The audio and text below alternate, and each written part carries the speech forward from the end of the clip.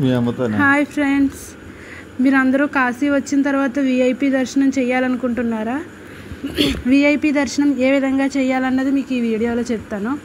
చూడండి, అక్కడ కనిపిస్తుంది కదా 4వ నెంబరు వే అనమాట. ఇది 4వ నెంబర్ రోడ్ వైపు నుంచి వచ్చిన తర్వాత అక్కడ మీకు టికెట్ కౌంటర్ అనమాట. అది టికెట్ కౌంటర్ అని రాస్తుంది, కనిపిస్తుంది కదా. దాని మీద మీరు 300 పే చేస్తే వాళ్ళు మీకు అక్కడ టికెట్ ఇస్తారు. అక్కడ టికెట్ తీసుకుని మీరు అక్కడ అతను కూర్చున్నారు కదా, ఆ కూర్చున్న వైపు మీరు వెళ్తే మిమ్మల్ని మీరు ఆ టికెట్ చూపిస్తే కనుక మీకు అలో చేస్తారనమాట. ఆల్మోస్ట్ అందరికీ టికెట్ అడుగుతూ ఉంటారు. మీకు తొందరగా దర్శనం అవుతుందన్నమాట విఐపి ద్వారా వెళ్తుంటే.